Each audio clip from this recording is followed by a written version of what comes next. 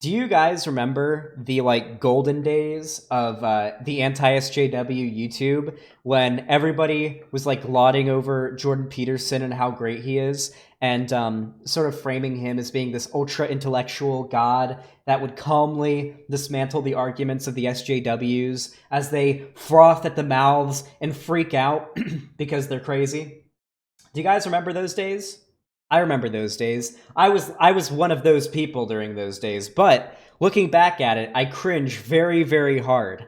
So today, we're going to be taking a trip back in time, and we're going to be watching a bit of a classic here. Just a bit of a classic. Jordan Peterson calmly dismantles feminism in front of two feminists. Now, one of the most important things about being a political propagandist is your rhetoric and your optics. And whether you like it or not, back then at least, Jordan Peterson was fantastic at optics. And so that's why he went so viral. So going back in time, imagine it's 2016 again. Let's go ahead and watch this and put aside optics and go ahead and take on the arguments of Jordan Peterson here. One of our guests of the day, the other one today, is a man you may recognise, or maybe you don't. Jordan Peterson has achieved that rare feat, becoming a global superstar academic. So how did he become so well known? He first came to national prominence in Canada in 2016 in a debate about new laws on gender identity. Bill C-16 made it an offence to refuse to call someone by their chosen gender pronoun. Jordan Peterson argued that this would infringe free speech. While some supporters of the bill... So that's not what this bill did at all. As a matter of fact, I will never forgive Jordan Peterson and Ben Shapiro prominently for how much they mischaracterized this Canadian bill. So what this bill actually did, it was an addendum onto already existing laws that made it so that particular groups are protected classes in society. You see, it used to be that you were allowed, if you were like a shop owner, a renter, employer, anything like that, it used to be that you could deny service, employment, or housing to particular people based entirely on their identity. For example, you could not allow someone to move into you could not rent to somebody simply because they're black. You could fire somebody simply because they're gay, and you could refuse service to somebody simply because they're a woman, right? So what this did was essentially, and then we had laws put in place that didn't allow this. You couldn't just refuse service to somebody with these three categories just because of their identity, right? Which is I would argue this is a pretty vital rule for society. You don't want businesses and whatnot to be able to just say, nope, you're black, get out, right? You don't want that. Now, some critics of these laws say that, well, no, these businesses would sell to these people and for profit, right? Even if they are racist. And this isn't true. Go back to the time when it was legal for businesses to do this during segregation times and whatnot. Businesses went out of their way and chose not to sell to black people. We know about redlining when it came to selling houses and whatnot. Businesses, employers, all those things will look past their profit motive just to be racist. So, with that said, these laws are pretty important. And what Bill C-16 did was essentially it added transgender people and broadly gender identity under these protections. So let's say you're an employee, your boss isn't allowed to repeatedly misgender you on purpose to try and upset you.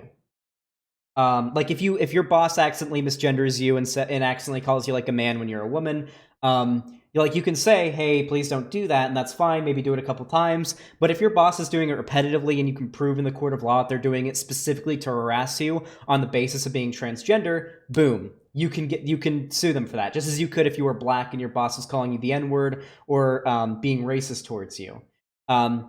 Now this includes tenants and businesses, providing services as well. But this also included gender identity broadly, which meant this just included cis men and women as well. If you're a cis man, and let's say hypothetically your boss is a crazy feminist, to appeal to these people, who doesn't want to sell to or who doesn't want to treat men well, you could go after them legally for that too. It didn't just protect trans people. It just made discrimination based on identity or gender identity illegal. That's all it did. And to this day, nobody's been arrested for misgendering somebody on the street or anything like that. It just hasn't happened. It just hasn't happened. So you had these two intellectuals who built a fucking career on lying about this law and making a bunch of 15-year-old white boys think that, and just a bunch of normies in general, think that there's like these transgender activists that want to make it illegal to misgender people. Wasn't what the bill was all about. Never happened. These people are liars. Said he was advocating prejudice.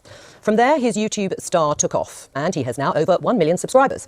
And his videos, where he talks everything from identity politics, which we've touched on, to the Bible, to Disney movies, have been viewed over 150 million times. Gosh, that's about the same number of views we have on this program. Last year, he supported ex-Google employee James Damore, who had been fired for suggesting men and women have different interests due to biological differences. Didn't this dude say some really fucked up shit? They're whitewashing the shit out of what this dude said, right? I remember when this happened, and I was a reactionary back then, so I didn't really, take anything he said seriously. I thought he was memeing. What was it he said some, really fucked up shit. What was it that he said? Let's go ahead and look into it. I know we're going on a long tangent here, but, let's see. James Damore?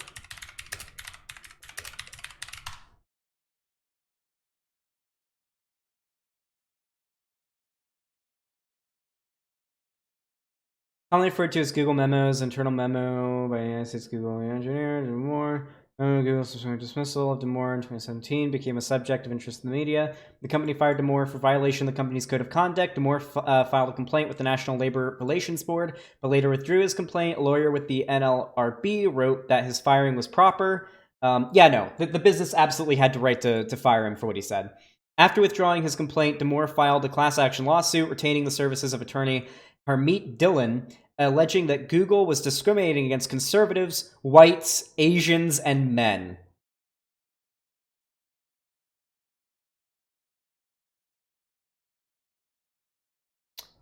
Okay.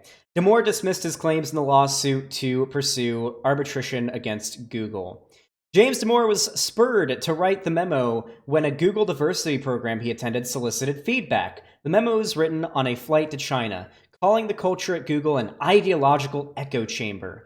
The memo states that while discrimination exists, it is extreme to ascribe all disparities to oppression and is authoritarian to try to correct disparities through reverse discrimination. Not a thing. Instead, it argues that male/female disparities can be partly explained by biological differences. Damore said that those differences include women generally having a stronger interest in people rather than things, and tending to be more social, artistic, and prone to neuroticism. Yes.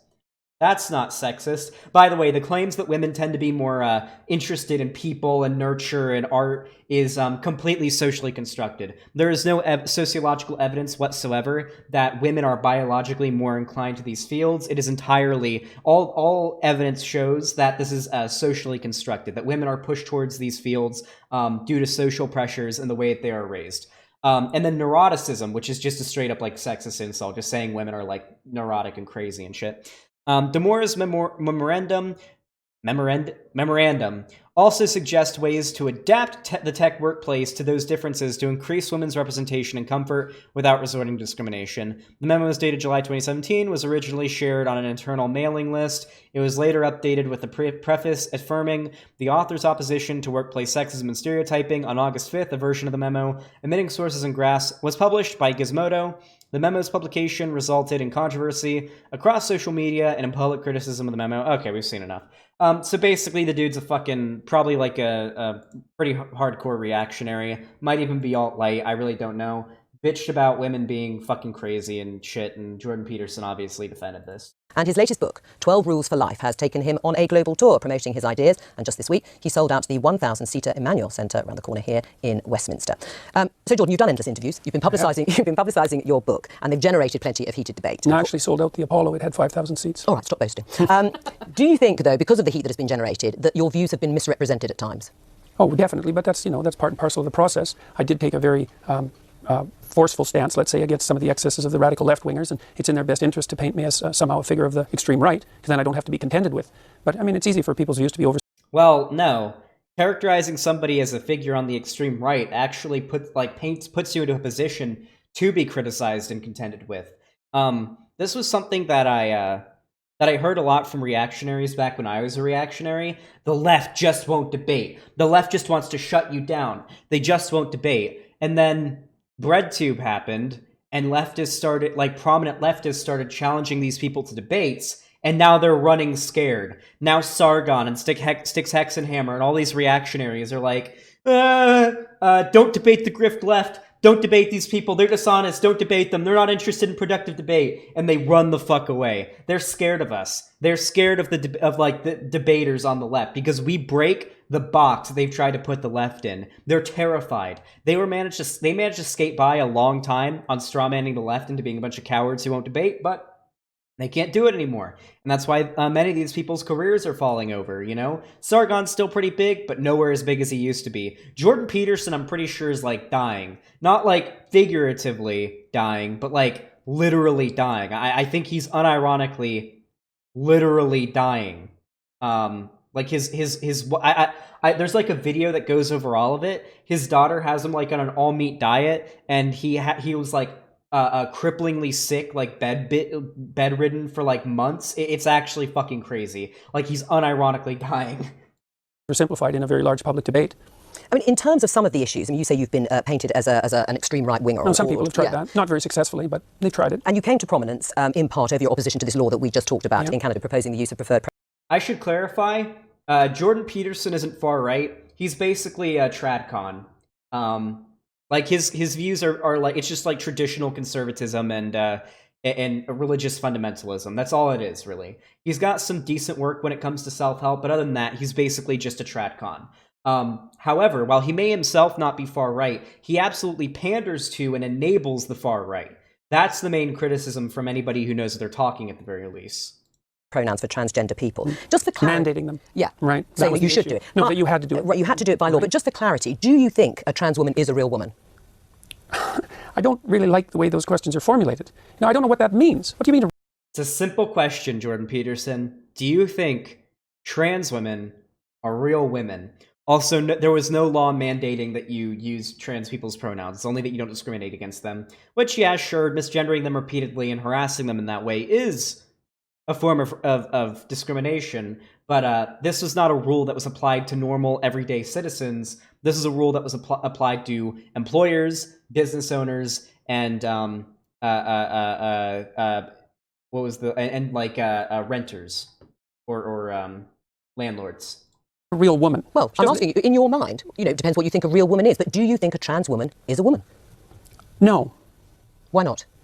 Because I think that women are capable, generally speaking, of having babies, and they have female genitalia, and they have an XX chromosome, and I think the biological markers are relevant. It doesn't necessarily. So, this needs to be very much pointed out. Jordan Peterson's opinion here is absolutely not, like, it's completely not backed up by any scientific consensus. The overwhelming consensus of the scientific community, among everything from biologists to sociologists, is that trans people are valid and that transitioning is good for them. That's why it is that's why it's a medical procedure that is available for them. Jordan Peterson is who saw the new Philosophy Tube video? Who's Afraid of the Experts? Who saw that? In that video, he basically goes over how you have these people who go against the grain of the scientific consensus. They go against, like, the backed up, medically substantiated consensus, and they get lauded by conservatives as being these, like, freedom fighters within the academic community, and they fight back against the tyranny of the left that has taken over academia, right? And they end up being lauded that way by conservatives, even though everything that they're saying is completely wrong. It's these pseudo-intellectuals and these anti-intellectuals that see somebody like this who has some sort of some kind of credentials when it comes to academia, saying something they agree with, even if the whole rest of the academic community disagrees with them, and they see that as an argument in their favor. When you say the academic community disagrees with what Jordan Peterson is saying, they see that as an argument for his side, because the academic community is loaded with, I guess, SJWs or whatever, right? They're anti-intellectual. Jordan Peterson's a loser who's been laughed off the stage when it comes to any actual serious intellectual discussion. He's not taken seriously there anymore, especially when it comes to to issues involving transgender people. His career is entirely propped up now by conservatives that are willing to pay him to reiterate all of their opinions, but have it come from a mouthpiece of somebody who's considered smart, right? Somebody who has some kind of degree. Necessarily mean that I don't think that people should be treated with respect and dignity if they happen not to fit easily into a gender category. That's a different issue. Right. But it's a matter of definition. And I actually think it's a foolish argument in some sense. Because what do you mean by real? Well, I mean, you've just clarified that, though. You don't think that a trans woman is a woman. And do you think that that is what is behind or explains your opposition to this idea of a law mandating you to use a preferred pronoun, is because you don't... It absolutely is. It absolutely is what the reason behind, like, his bigotry towards trans people is absolutely his motivation behind why he doesn't like these laws, or Bill C-16, I should say, the addendum to the already existing law.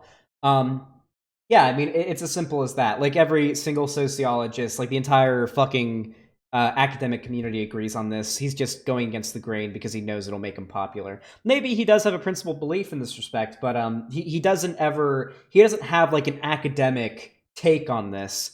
It's just biological essentialism. That's it, which is ridiculous.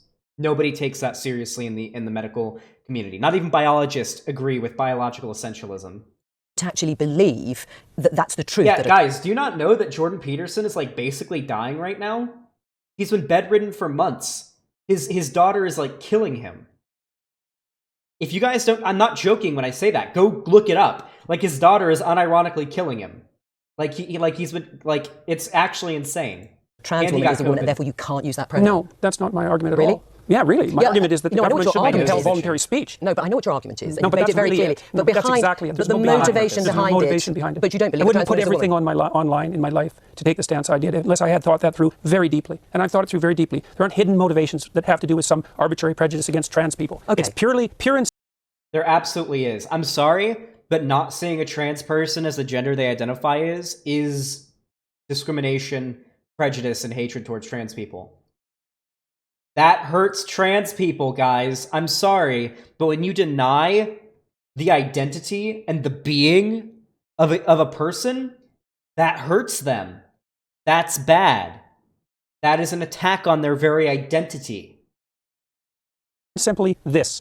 There's never been a time in English common law history where the government compelled speech, and the Canadian government dared to do that, and that was unacceptable. And they masked it with this show of compassion for the oppressed, and I don't buy it. Right, but you would, as I think you said... He's lying here, by the way, because the law, Bill C-16, was literally an addendum to an already existing law. So when he says this has never been done before, not to mention, don't most European countries have hate speech laws? He's lying here. Don't most European countries have hate speech laws? They bitch about it all the time. What is compelled speech, by the way? By the way, compelled speech is a buzzword. It's not a thing. He's lying. This isn't a thing that's happening. It's literally just a conservative buzzword. He's just lying here. Plenty of European countries that are English-speaking have hate speech laws, and the very country that he's specifying here already had a law that did this, but now it's just added trans people to the list of protections. He's just lying here. He has no idea what he's talking about. At an individual level, if somebody asked you to use a particular pronoun, you would do so. Well, I have. You have? Yes. Right, fine. Yes. Let's talk about feminism. Are you a feminist? No, not as it's currently defined, certainly not. No, well, in any other definition? Well, I think that anybody who doesn't think that the competitive landscape should be opened up for equality of opportunity is not thinking. And so everyone's interests are better served if people have as equal access to opportunity to display their talents and to manifest their talents in the world as possible.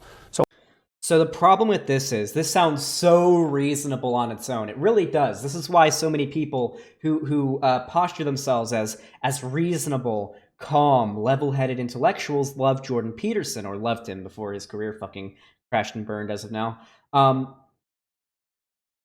The base ideology of people like Jordan Peterson is the false notion that we live in a meritocracy. That if you try hard enough, everybody has an equal playing field to reach to achieve their dreams, right? The false sense of there being a meritocracy. But unfortunately, under capitalism, meritocracy is impossible. The very definition, The very base foundations of capitalism necessitate hierarchy. It does. That's why people who are hardcore capitalists, generally conservatives, will always argue that the system is working just fine as it is. There are supposed to be sharks at the top, and there are supposed to be minnows at the bottom. Rich people are there because they deserve it. Minnows are there because they deserve it. If you're not rich, you're not working hard enough. If you're working hard enough, you'll become rich someday. Luck has little to nothing to do with it. Hard work is all that matters. Hard work pays off. That's all it is. So, when you consider this ideology, what Jordan Peterson believes makes a lot more sense if you're an idiot, of course, because he believes there are no social or systemic barriers keeping, in this case, women from getting into STEM, for example. He believes there are no social or systemic barriers. If they just tried enough and they want it bad enough, then they can just do it, which is obviously ridiculous. Any sociologist can tell you. Anyone who took a fucking... who knows anything about sociology can tell you that societal pressures weigh very hard on women for them to pursue feminine, or I guess what we see as feminine lines of work, right? So teaching, art, things like that. Things usually involving kids, things involving like the left brain kind of shit, Not so much STEM. So in that sense, certainly. But feminism now, and this is why it's so deeply unpopular, a very small minority of women in the UK identify as feminists. And the reason for that is it's primarily become an ideological weapon. And it's an ideology that I detest, actually, the ideology that it's associated with, collectivist ideology. Right. I mean, okay, and that's your view about feminism. Aisha, are you a feminist? Oh, absolutely. I'm a very proud feminist. And when I was a special advisor in government, I worked on women and equality issues. And I'm very proud, actually, of a piece of... These two women are probably TERFs. I can't know. But when I hear a woman with a British accent, my TERF alarm goes off. It's as simple as that. More so if they're blonde. Blonde British cis women are almost always TERFs. I don't know what it is. It's like, I think it's in the water. I think it's the lack of fluoride in the water that does it. They have so little fluoride in their water over in the UK that it makes them into TERFs. It's true. Legislation I got on the statute. Wait, she is a TERF? Lonerbox, you're British, right? You're English, aren't you? Yeah, I'm pretty sure Lonerbox is English. I've watched some of your videos. So yeah, they would know.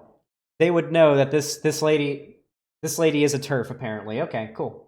With my former boss, Harriet Harman, the Equality Act in 2010, Scottish, okay. which strengthened our anti-discrimination laws. And I fought very hard to get more women into public life, into the Labour Party. And I'm very, very proud of being a feminist, hence my pink dress. Oh, well, all right. Obviously reverting to type then. Absolutely, the pink dress. You would like men to regain or reclaim their strength physically, mentally and morally. Is that broadly correct? I would say morally, fundamentally, but I think the other things go along with that. Right. And if that but it isn't men precisely who I'm speaking to. It's people. I'm a clinical psychologist. Have men lost their masculinity? Do you think that generally, in society, in American society, in Western society, when you think of a man, I'm pretty sure most people think of masculinity. I mean, I know this isn't the perfect metric to measure this, but if we Google men, let's go ahead and look what pops up when you Google men. Like, I mean,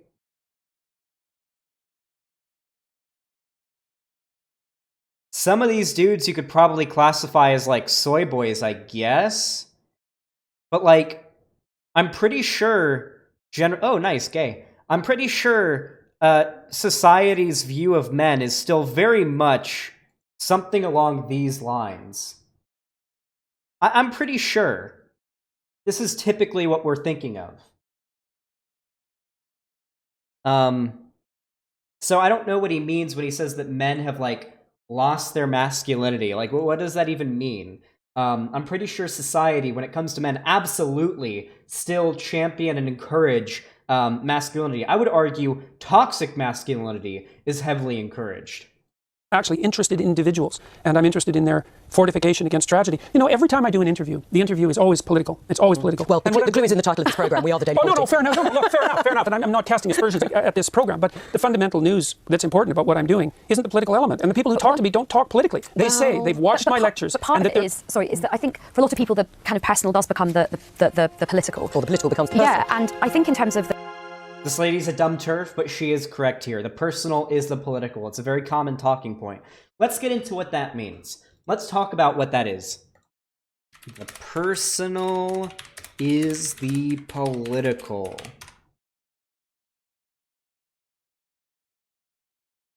The personal is political, also termed the private is political, is a political argument used as a rallying slogan of student movement and second wave feminism from the late 1960s. It has underscored the connections between personal experience and larger social and political structures.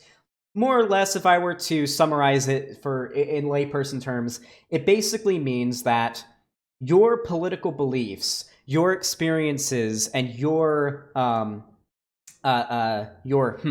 axioms are essentially going to impact not only your political beliefs, but the way that you interact with society, the way you encourage and affect society's political views, and the way that you engage in political discussion. Simple as that. So what she is arguing right now is that Jordan Peterson's personal beliefs about these groups, such as, about women, about trans people, all of these things, essentially impact his political discussions, right? And they're going to have an impact on his fan base when it comes to their politics. That's more or less what it means. If I were to sort of water it down to massively. But in this situation, a lot of people are wrong, because primarily what's happening is people are watching my lectures, and as a consequence, their lives are improving dramatically. Oh, I'm sure they are. I'm sure people are have had a huge conversion after, and they're much happier once they've been. But what I would like to do is kind of almost. I think at the moment the discussion about feminism is very divisive, and sometimes it can sort of be like, okay, men have to lose and women have to gain. Actually, everybody has a lot to gain by greater equality. Now, whether you get the equality of outcome that you want, I think only time will tell. But certainly, equality of opportunity is very important. And actually, a lot of men would benefit from that. So I think a lot of men are having a lot of crises at the moment in terms of mental health, suicide issues, their own sense of identity, because I think some of the stereotypes put on men are quite limiting for them as well. I think they make men quite unhappy as well. The devil's in the details with regards to equality, because I'm an advocate of equality of opportunity. You notice how he's ignoring her argument here? Now, this lady's a turf, so fuck her, but she's making a good argument here. What she's essentially getting at is that society's toxic expectations for men, toxic masculinity, the idea that men shouldn't be allowed to express their feelings, the idea that that men ought to be shamed for expressing emotion. These are things that absolutely hurt men. That's why men have such a high suicide rate right now, alongside the baseline struggle that the working class undergoes due to capitalism. But even when you take away the struggles of capitalism, men who are millionaires and billionaires also have a massively high suicide rate. These are due to societal expectations of men.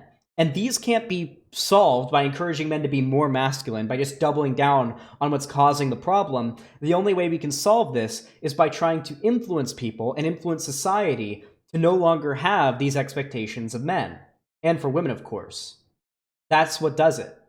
That's how we solve this issue. It's not traditional conservatism. It's, as a concept, liberalism, right? Not like liberalism as in the political ideology, but like Enlightenment liberal values. Opportunity, but and I think outcomes. the idea outcomes, that's an appalling doctrine. Why? All right, Because you have to produce an unbelievably potent bureaucracy to make the ever greater and ever finer distinctions that are necessary to enforce equality of outcome. How many group differences are you going to equalize across? Is it just gender and sex? How many genders? No, so gender and ethnicity? How many genders? How many ethnicities? How many races? We'll let Aisha answer. So, equality of outcome is... Complete equality of outcome is impossible. Without... I would argue no powerful state could ever do it, okay? It's literally impossible. However, you can take efforts, you can make a drive, you can make it your job or your impetus to try and achieve a society which has as most quality of or equality of outcomes as possible, because you don't want people to be living in squalor, to be unhappy. I'm a utilitarian. I don't know if maybe Jordan Peterson isn't. I'm a utilitarian. I want to maximize human happiness as much as possible. And I think that equality of outcome is a worthwhile pursuit. While it may not be entirely possible, like you can't have a complete equality of outcome, you can try to strive for it as much as possible. You can try to meet as many points in the hierarchy of needs for as many as people as possible, and I don't think that really harms society as a whole. I think what people are trying to do with this, and certainly as somebody who has looked to sort of do this myself, I think you set yourself ambitions for what you would like to see, and then you try and remove as many of the structural barriers and obstacles. So you try and create that fair crack of the whip and that equality of opportunity to see where you get to with the outcomes. That's now, fine. We are in very early stages. It's only 100 years since women got the vote in this country. We have had a long established patriarchal society and set up for a long time in the world in this country. So I think we have a long way to go to see where it plays out. There is no country in the world where we really do have gender equality properly yet in terms of real decision making and real some of the power. Scandinavian countries maybe? They're still not quite there, and I think you've spoken a lot about this. There's still a way to go in Scandinavia. Things are not perfect in Scandinavia. I haven't spoken about that specifically. I've spoken about you talked about the right stuff yesterday. We talked about the Scandinavia. Well, I've spoken about the fact that, see, one of the things that's happened in the analysis of the differences between men and women is that the social constructionist claim is that the differences are socially constructed, right? Is that it's a consequence of environment that men and women differ. But and this is the overwhelming consensus, by the way. This is where Peterson's going to go off on an unscientific, unsubstantiated tangent to be a contrarian, and then all the conservatives are going to clap because he's speaking out against the radical left academic community, because these people celebrate anti-intellectualism. What the scientific literature indicates is that as cultures become more egalitarian, like they have in Scandinavia, the differences between men and women actually increase rather than decreasing, which is a direct repost to the social constructionist view. So they just deny all that. The biggest differences in the world in interest and temperament are between Scandinavian men and women. It's exactly the opposite of what everyone predicted. Can I just pick up on one thing you said a little? So, eliminating legal discrimination does not free people from social disparity, or legal disparity does not free people from social disparity, I should say. You cannot just, for example, ending slavery, ending segregation, ending and implementing hate speech laws doesn't get rid of racism. That's not how it works. It's socially constructed. It's a social thing. You have to encourage societal change. You have to try to encourage people to change their minds. The personal is political. That's what this all comes back to. Earlier in the interview, which you said it's the moral guidance that you are focused on. You think that is particularly important. How do you square that with the behaviour of perhaps arguably, a prominent alpha male president of the United States, Donald Trump, when his behaviour, he is accused of having an affair with a porn star when his wife was pregnant. How does that fit with morally reclaiming? I would say that was rather clearly immoral. Right. Yeah, but not to be a target for emulation. But you still would have voted for him over Hillary Clinton as an identity politics. It's just how do you was on the table, and I said I might have voted for him on a whim. That's all. You also say you started out feeling quite close to Hillary Clinton. Can I just come on very quickly, because we've got to move on. In a way, I don't care what Trump does in terms of his private life, but what I don't have is him stopping or potentially stopping other women having agency over their reproductive rights, and lots of men taking those decisions. It's all about where the moral outrage lies, and what's more morally outrageous in people's eyes. Is it his behaviour or the identity politics view on it? Anyway, we'll have to discuss this another time. I don't know if you guys can see what this says, because this video is covering it up, but it says triggering snowflake since 2013. Or 2015. Yeah, no, 2013 is what this says here. Can't see it because the video is covering it up. I can kind of see it. Yeah, look at that. Jace, what do you think? Yeah, that's nice. That's real nice. That's real nice. Well, this is essentially how these pseudo-intellectual experts end up gaining so much prominence among the right. They disown the scientific consensus, they condemn academia, and anti-intellectual conservatives typically pick this up and sort of put them on a pedestal because they have somebody who has some kind of credentials that agrees with them. And so they will signal boost them as much as possible and give these people careers, because it then gives them an academic who they can point to that agrees with them. It's why the guy who wrote The Bell Curve is so popular, why Jordan Peterson and Ben Shapiro are so popular, why that one lady who was a climate scientist that says climate change isn't real is so popular, even though they've been basically excised from the academic community. It's because it's all Charles Murray. It's all they want. They just want somebody who comes off as a smart academic to repeat their arguments, to reiterate everything that they believe, to regurgitate their beliefs to them. And that's really all it is. It's just anti-intellectualism. And that's how Jordan Peterson built his whole audience.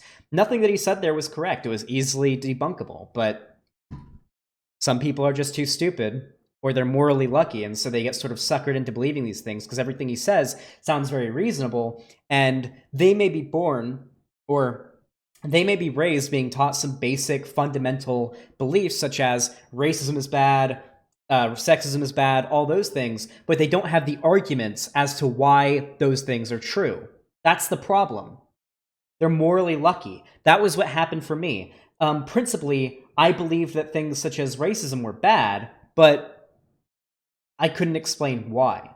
So when I got radicalized to the right, it was because I just didn't have the arguments. There was no left-leaning figures out there with an audience that were doing a competent job explaining why these are the correct views. But now there are, and I'm one of them, so nice meme.